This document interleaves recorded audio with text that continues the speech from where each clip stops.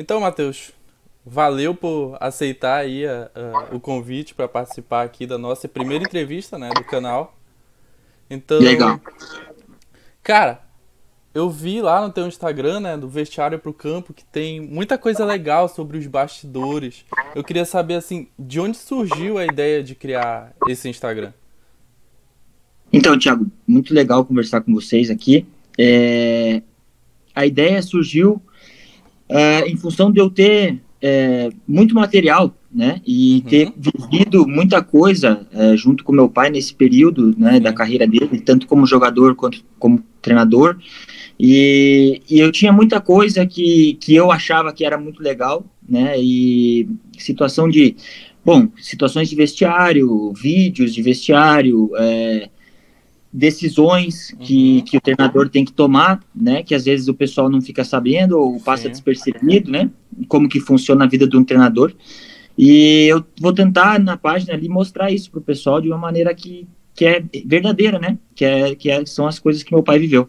É, a gente que não tá, assim, digamos, nos bastidores do futebol, não sabe ali o que acontece no vestiário, não sabe o que acontece dentro do ônibus. Nessas situações, eu acredito que tem importância, né, dentro do jogo. Acredito que, por exemplo, um vestiário, uma equipe unida, joga de uma forma diferente do que uma equipe ali que não tem muita união, que meio que briga.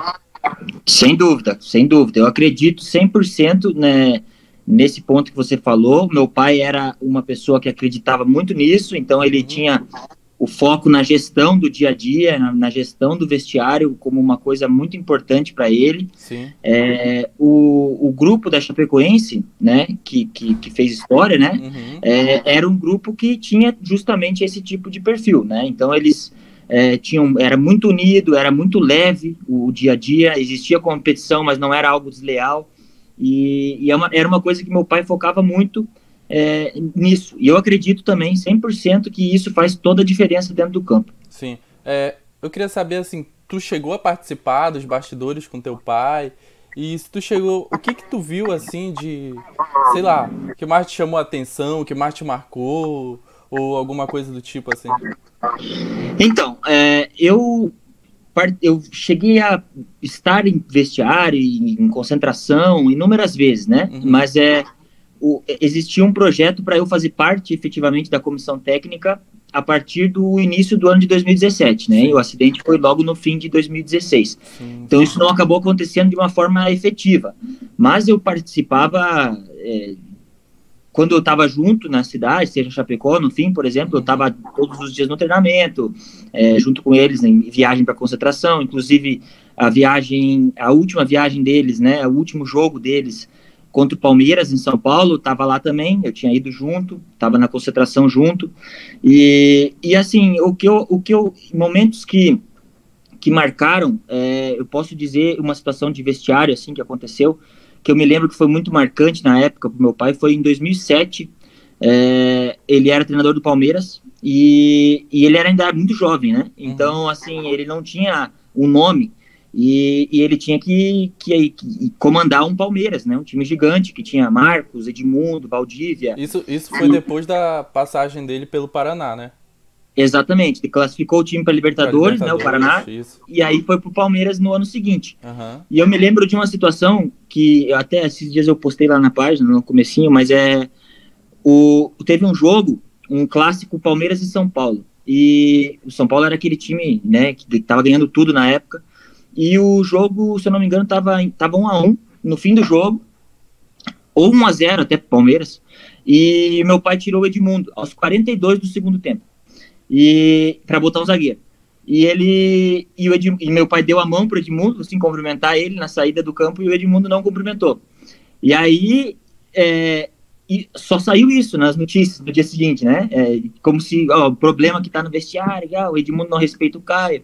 E eu me lembro muito bem do meu pai ter que gerir isso, né? Então ele se preparou, chegou no clube, foi conversar com o Edmundo pediu desculpas e felizmente o Edmundo pediu desculpa na frente de todo o grupo, né? Porque senão seria uma situação muito difícil de administrar.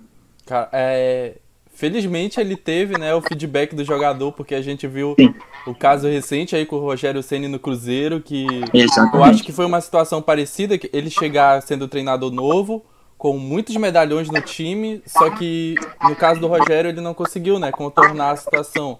Acabou que a saída dele foi a melhor escolha. Então, assim, nós não sabemos o que seria se ele continuasse, né? Aham, sim. E o que a gente sabe é que não deu certo Aham. sem ele.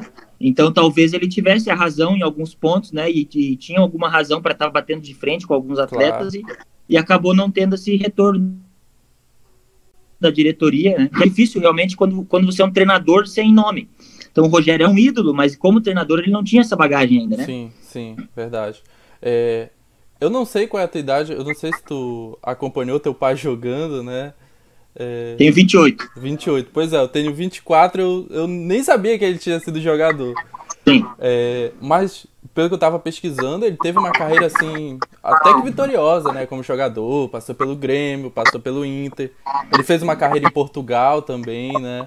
Eu queria sim. saber se tu acompanhou, como que foi essa fase, assim, dele como jogador do Caio Júnior. Então, eu nasci em 91, ele estava no Vitória de Guimarães, que foi onde ele ficou 5 anos em Portugal. Uhum, Foi um momento muito importante da carreira dele, foi ídolo lá nesse clube. É um clube tradicional, na época contratava bastante brasileiro. E eu nasci ali, em Portugal, então o início da carreira dele foi no Grêmio. Ele foi muito jovem, com 14 anos ele saiu de Cascavel, aqui do interior do Paraná, e foi para o Grêmio. Morou no Olímpico, no estádio, por 3, 4 anos, até virar profissional. sim.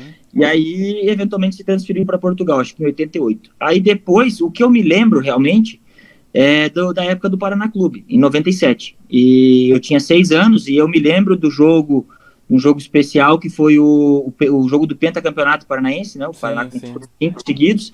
E eu estava no estádio e quando descobriram que eu era filho do Caio, a torcida me jogou para cima e tudo. Eu me lembro muito bem disso, eu era bem pequenininho, Legal. mas é a única lembrança que eu tenho mesmo dele como jogador. Sim. E pouco tempo depois, né, teve a transição dele. Passou a ser treinador, acho que foi no Paraná que ele começou a carreira, né? Como treinador. Começou por ali em 2001, nos juniores e tal, assumiu o time em 2002, livrou o time do rebaixamento do brasileiro e aí Sim. ele rodou por mais alguns clubes, Cianorte, Gama, até pegar o Paraná de novo em 2006. Sim, sim, entendi. Matheus, me fala também. A gente estava conversando um pouco, né, sobre a questão da tua vida pessoal e tal, e tu me contou que tem uma empresa, né, que faz intercâmbio de jogadores. Como é que funciona isso? Que eu não sei como é que funciona esse processo de mandar jogadores para outro país. Sim. Então, eu e meu irmão somos sócios numa empresa chamada SGM Sports, e o que aconteceu foi que eu, com 16 anos, eu jogava futebol, joguei futsal a vida toda, joguei um ano de futebol, com 15 para 16, e meu pai na época estava no Flamengo, eu fui jogar um jogo lá num campeonato local do Rio, um americano me viu e me convidou para ir para os Estados Unidos. E aí eu comecei a trajetória. Eu fiz 6 ou 7 anos, quase 7 anos nos Estados Unidos, terminando o ensino médio e toda a universidade, jogando, né, com bolsa para jogar futebol e estudando. Meu irmão fez o mesmo caminho, ele é mais novo que eu. E em 2013, quando eu me formei nos Estados Unidos, eu voltei e criei essa empresa para a gente poder fazer esse tipo de situação para os nossos clientes, né? Então, assim, hoje a gente trabalha com futebol, com vôlei, com basquete, com absolutamente tudo de pessoas, de jovens, meninos e meninas que tenham interesse em ir para os Estados Unidos, principalmente, para jogar e estudar. Isso é muito legal, né? Porque, assim, a gente vê que no Brasil, infelizmente, se tu não consegue virar um profissional, não sabe qual é que vai ser teu futuro, né? E nesse caso aí, tu consegue aliar esporte, educação, né? O cara não precisa ser necessariamente um atleta profissional, no fim das contas, ele vai conseguir seguir uma carreira, né? Sem dúvida, é o que aconteceu comigo. Eu não segui no futebol, eu tive algumas oportunidades, até, sei lá, eu devia ter uns 21, na época que a situação ficou bem possível, mas eu tive uma série de lesões, e também não sei se teria um futuro, né, como atleta profissional, e o que aconteceu foi que eu consegui ter uma formação. Então, e lá nos Estados Unidos, nesse cenário, o atleta ele pode jogar no mais alto nível. Então, aqui no Brasil é impossível, né? Aham. Você com 16, 17 anos, se você, por exemplo, joga futebol, você com 16, 17 anos está num clube, o teu estudo vai ser automaticamente prejudicado, né? Você vai ter que estudar de noite, você vai ter que estudar num colégio pior, você vai ter que perder por viagem, por jogo, e treina 2 vezes por dia. É assim que é aqui no Brasil, então não tem muita saída, né? Exatamente. Voltando pro assunto do Caio Júnior, né? Infelizmente, a gente teve um dos piores acidentes, se não o pior da história de todo o futebol, né? Eu lembro que nessa época eu até morava em Santa Catarina, não morava, eu morava longe de Chapecó, né, em Lages, mas assim, eu lembro que nesse dia choveu muito, assim parecia que a cidade chorava, sabe? Foi muito triste, enfim. Eu queria saber como foi pra vocês quando chegou em vocês o que tinha acontecido, porque parecia que não era real, né? Sim. Bom, é o pior momento das nossas vidas, né? Uhum. Eu me lembro bem o que aconteceu. Eu estava num outro apartamento, minha mãe morava aqui onde eu estou agora, e eu recebi a notícia. Bom, primeiro de tudo, o meu pai sempre nos mandava mensagem assim que ele chegava, né? E assim, passou 11h30, meia-noite, não recebi mensagem e tal, mas enfim, fui dormir. E 2h30 da manhã, meu celular começou a bombar, meus amigos me ligando, eu atendi eventualmente, e falou, liga a CNN aí. Aí eu liguei, a Globo News. Aí eu liguei e vi, né? E aí eu fiquei na frente da TV por mais umas 2, 3 horas esperando, até a hora que eu vim contar para minha mãe. E a gente daí passou, bem possível que acredito que de 2 a 3 dias na frente da TV, sem dormir, sem fazer nada, aqui só em estado de choque, e até as notícias irem saindo, porque as notícias foram muito... tinha muita notícia errada, né? Uhum. Não, as notícias não foram precisas, né? Então, assim, posso te dizer que por um dia ali a gente não sabia exatamente o que tinha acontecido, qual era a situação. Então, e aí depois você fica numa esperança, né? Enfim, aí passou. E aí fomos para Chapecó, né? Para a cerimônia lá na arena. E foi um dia também muito triste. E foi assim que a gente recebeu a notícia, né? Então, assim, era momento para missa de 7º dia, e a gente parecia que não tinha, que não era 7 dias, né? Que, sabe, foi uma coisa muito estranha, até porque foi uma situação muito pública, e aí fica difícil, não é uma situação normal, né? Geralmente, se você perde um ente querido, você sabe, você tem a tua privacidade ali, e daí passam-se 7 dias, o momento é um pouco diferente, para nós foi tudo muito junto. E a Chapecoense jogando muita bola aquele ano, né? Chegando na final da Sul-Americana. Eu acredito que esses bastidores tu tem acompanhado assim bastante de perto, né? Sim. Queria que tu contasse assim, como que era esse elenco da Chapecoense. Cara, era um grupo muito unido, muito feliz. Eles aproveitavam todos os momentos que eles estavam juntos.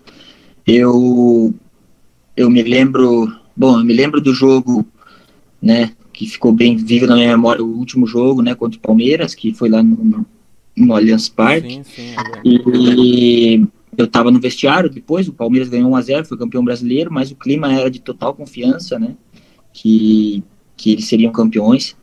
E eu me lembro também de estar no ônibus na chegada para a partida contra o São Lourenço, a segunda partida, que tinha uma multidão ao redor do ônibus, foi muito legal, o pessoal estava muito empolgado, mas sempre tranquilo. Uhum. E existiam situações ali que por exemplo, existia na dupla de ataque, existia o Bruno Rangel e o Kempis, os dois, para uma posição. E os dois eram muito bons. E os dois tinham características um pouquinho diferentes, mas os dois eram centroavantes. E por exemplo, isso é uma possibilidade isso é uma situação que às vezes pode causar problema em algum clube, né? Ou para algum treinador, né? Ter que lidar com botar um no banco, ou revezar, enfim. E isso foi um ponto que também foi muito bem administrado, né?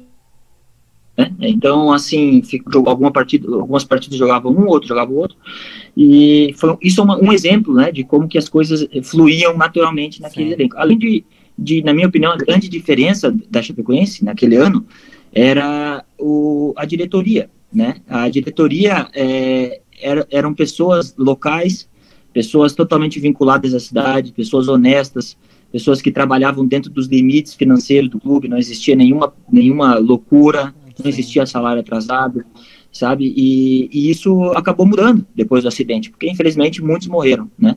E não é fácil você ter um grupo de pessoas assim na diretoria que são realmente identificados com o clube, né? Senão ele vira igual qualquer outro clube, né? Você pega e contrata o cara que estava no Vasco, no Flamengo, no Grêmio, para cada função, e aí perde um pouco da identidade. Eu acho que isso aconteceu com a Chapecoense. É verdade. Assim, tu falou que teu pai teve... Claro, foi uma situação de um momento ali com o Edmundo, um pequeno atrito, mas ocorreu, assim, de ele ter atrito com algum jogador. Na verdade, eu acho que dele não, né? Porque ele parecia ser uma pessoa muito tranquila. Sim. Mas o inverso, pelo menos, de jogador com ele. Cara, não me lembro de nada, assim, específico. Aconteciam situações de momento, como essa, Sim, eu né? imagino. Geralmente relacionados à opção de jogar ou não, né? Porque é uma coisa que às vezes o jogador não entende ou não. Mas assim, meu pai sempre teve uma preocupação muito grande com esse ponto da gestão, sabe? Então se ele precisava trocar um jogador que foi bem no último jogo, por exemplo, mas ele precisa fazer uma mudança na parte tática, ele tinha o cuidado de conversar com esse jogador, entendeu? E explicar o porquê. Então eu acho que isso evitava muito problema. Ele também foi técnico na Arábia, né? Acho que Foi. do Al Jazeera, de... Isso. Ele trabalhou no Catar, no Al Gharafa, que era um time que Isso. tinha Foi Al pernambucano, Gharafa, né? Isso. e teve o Al Jazeera e o Al Shabab Ah, e, nos Emirados Árabes. e aí tu Então foi pra lá foi o com Catar ele? e os Emirados. Fui conhecer. Meu Ah, irmão sim. morou lá e eu fui conhecer várias vezes, né? Tive a oportunidade de ver o Juninho de perto várias vezes. Legal.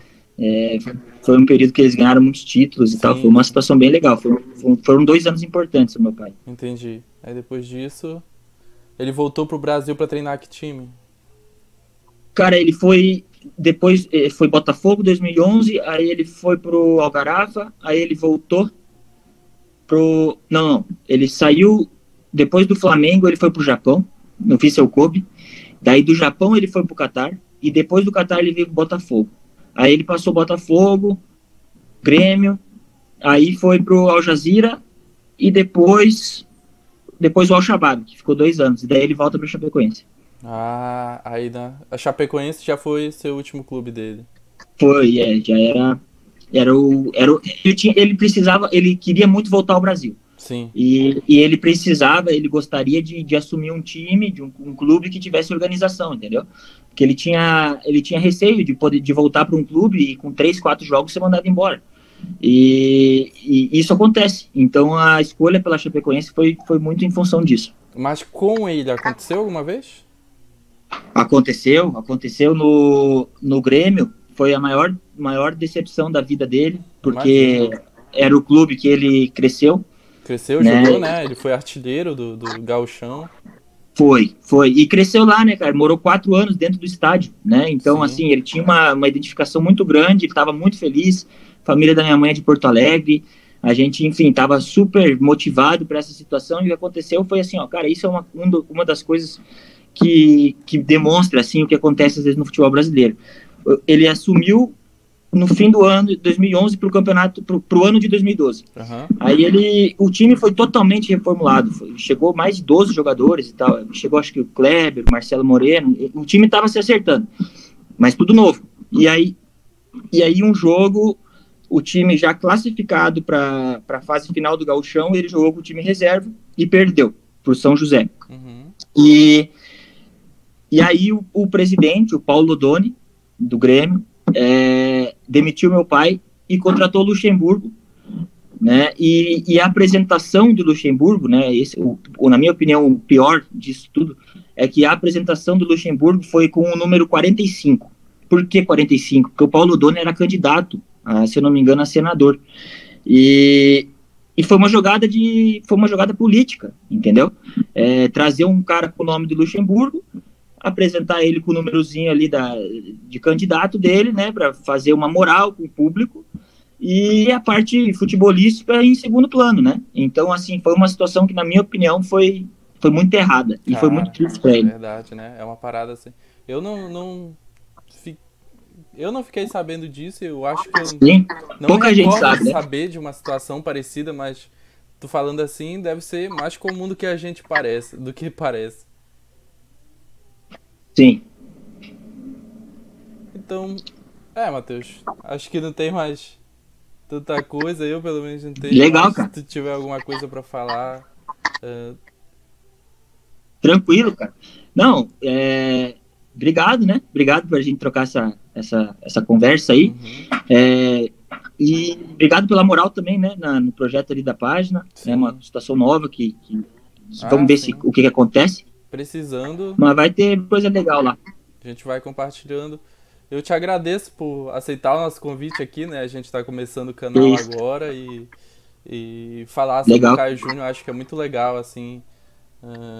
A gente não esperava, assim, que fosse ter uma situação dessa logo de início, então eu te agradeço. Legal, cara. Que isso. Tô à disposição sempre, foi um prazer. Boa sorte e sucesso aí Tá no canal. certo. Valeu, Matheus. Até uma próxima. Valeu, cara. Um abraço. Até.